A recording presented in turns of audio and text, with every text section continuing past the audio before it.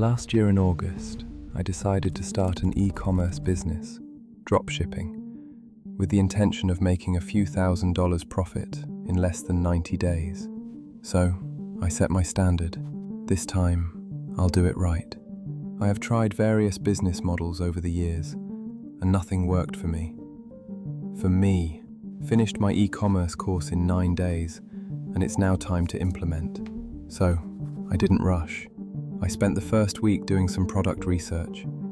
I watched videos, dozens of them. How to find the perfect product, how to validate demand, how to avoid losing money. I took notes, compared niches, analyzed competitors. Then I started building my first store. I built the perfect layout, perfect design, and perfect logo. Every detail polished. 5 weeks have gone by since I completed my course, and I haven't even launched my product. And why would I? When I was binge watching videos on how to go viral on TikTok. At that time, I was exhausted. The excitement was gone. The urgency was disappearing. And quietly, I almost closed my store. While it would take a newbie 5 to 7 days to launch their product, it took me 2 months to set everything in order. I was sitting on the edge of the bed, getting ready to launch my first product, and it began to dawn on me. The amount of time I had spent trying to launch a product in 2 months that should have taken me 7 days.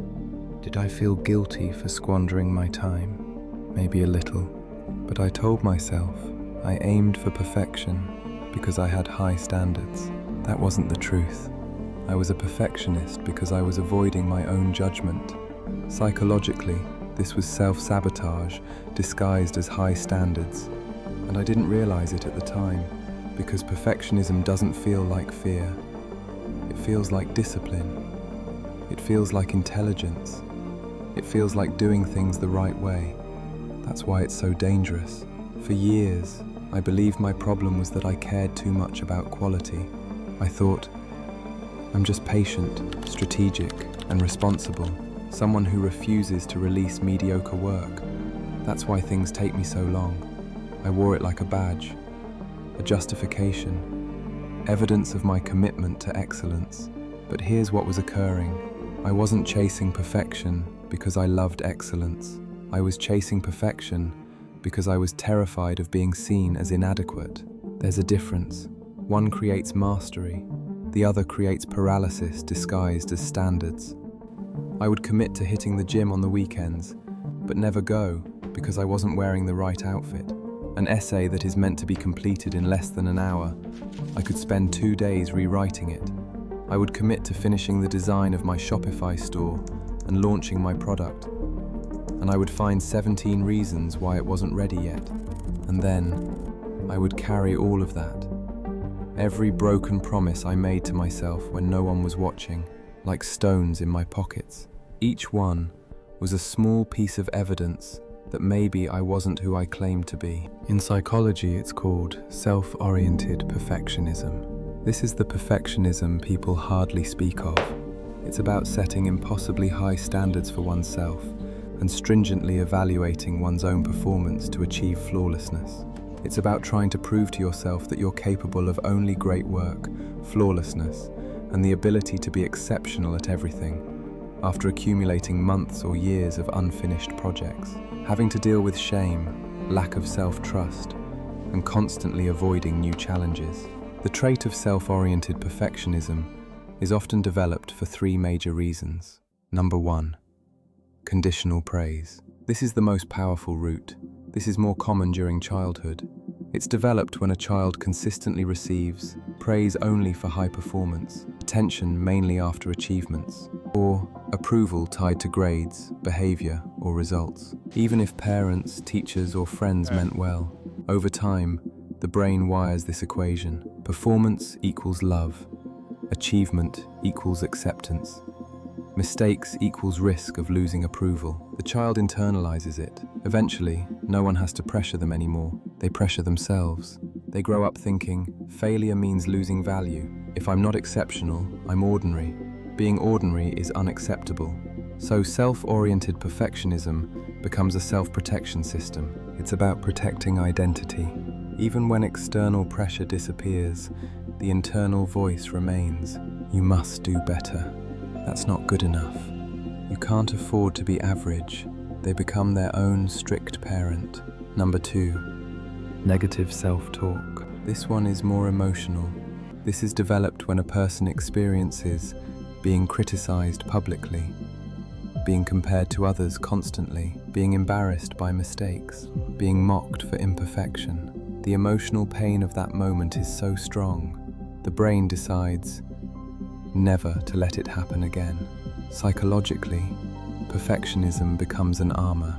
If I double-check everything, over-prepare, avoid mistakes completely, then no one can criticize me, no one can humiliate me, no one can question my competence. It becomes a defense mechanism. Even when criticism stops, the brain continues to replay the threat, causing the person to become hyper-aware of flaws. They try to eliminate every possible weakness. But here's the trap. The more they attempt to fix flaws, the more flaws they perceive. This cycle fuels perfectionism. 3.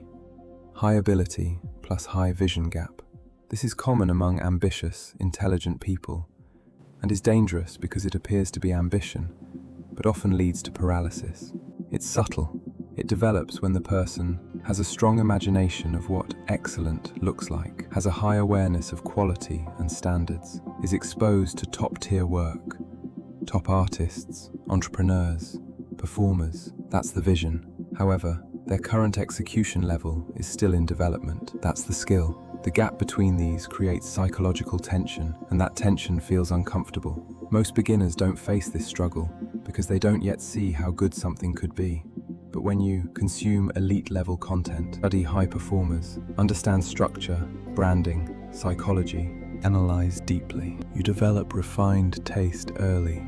Your brain can detect flaws quickly, but your hands haven't caught up yet, so you experience, I know this isn't as good as it should be. That awareness creates frustration. There's a silent identity conflict. You see yourself as capable, intelligent, high potential, not average, but your output doesn't match that identity yet. So your brain tries to protect your identity by saying, don't release this crap. This doesn't represent who you are. Wait until it's better. It feels like discipline, but it's ego protection. The emotional loop. You start a project, you compare it to your internal vision, you see the gap, you feel dissatisfaction, you delay releasing it, you start over, and it repeats. Over time, this leads to many unfinished projects, self-doubt, decreased confidence, and increased pressure. Ironically, the person who wants to be exceptional becomes stuck.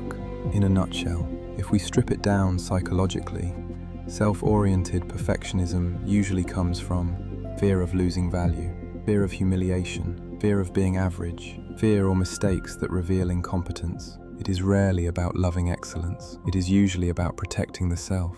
Overcoming self-oriented perfectionism is not about lowering your standards. It's about separating excellence from identity. And I will show you in 7 simple steps. Step 1. Separate your identity from your output. Perfectionism survives on this equation. Your performance is equal to your worth.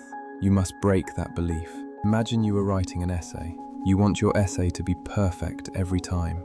Here's how to stop that pressure.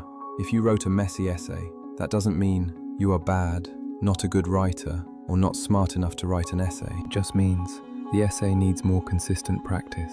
You are the writer. If the essay isn't perfect, you are still okay. When you consciously say, this is something I created, it is not me, this can improve without meaning I am flawed. Your work can be imperfect. That does not make you inadequate. If you don't detach identity first, every other step will fail. Step 2, redefine the standard. From perfect to progressive. Perfectionists use a static standard. It must be flawless before it's complete. Replace it with a dynamic standard. It must be good enough to improve publicly. Instead of saying, I must write one of the best essays ever, say, I will write a better essay than yesterday. It must not be the best essay, just a better version of the previous one. Execution builds skill. Waiting builds anxiety. Step 3. Train yourself to tolerate imperfection. This is exposure therapy for perfectionists. You must intentionally submit work without over-editing. Launch that project or product before improving it. Leave small imperfections untouched. You need to learn. Imperfection does not lead to catastrophe. At first, it will feel uncomfortable, and that's normal. When this happens, just remember to improve it next time. That's how you grow. Step 4. Set time constraints. Perfectionism thrives in unlimited time, so you must impose constraints. Instead of working on an essay till it's perfect, use deadlines. I have 90 minutes. When the timer ends, it will be submitted. These deadlines force action. Action builds self-confidence. Step 5. Track output, not flawlessness. Imagine you are learning to play football. If you only care about the kicks you made perfect, you might quickly lose interest and stop playing. But if you care more about how many times did I practice today, then you win just by showing up. So instead of looking for the perfect training, ask yourself, did I finish it? Did I practice enough today? The more you practice, the better you get, even if it's messy. Step 6. Accept the skill-vision gap. Imagine you read an engaging article online. You think, wow, I want to write like that. But when you try, yours doesn't look the same. That doesn't mean you're bad. It just means your brain can see amazing things. Your skills just need time to catch up. And the only way they catch up is by writing and practicing again. And again. And again. Step 7. Redefine what exceptional means. Perfectionists define exceptional as flawlessness. Top performers define exceptional as consistent, resilient, adaptive. Perfectionists want to be admired. High performers want to improve. Even top athletes didn't start strong. They trained. So make sure you are consistently practicing. What I've learned so far. I am still recovering from this trait. Still catching myself reaching for perfection when what I actually need is consistency. But here's what's becoming clear. The opposite of perfectionism isn't mediocrity. It's a consistent practice, which means permitting yourself to fail and learning from each failure while striving for improvement. Finishing things at good enough instead of abandoning them. Learning to overcome my fear of failure through consistent practice. The perfectionism I was recovering from wasn't about wanting excellence. It was about using excellence as a yardstick to avoid feeling incompetent. So, recovery, for me, looks like this. Learning to launch my first product to the world and failing till I see some results. Learning to trust that consistency matters more than intensity. It's slower, less dramatic, significantly less impressive to describe, but it's building something I never built through perfectionism. A relationship with myself based on trust instead of redemption, financial stability, and best of all, self-improvement. So here is the small task I would give to you, which should be completed today. Create or complete one imperfect task. Not your best, not polishing, no overthinking. You become the kind of person who takes growth-oriented action. If you want to see more content that will improve your habit, then let your hands guide you to the subscribe button. Stay locked in.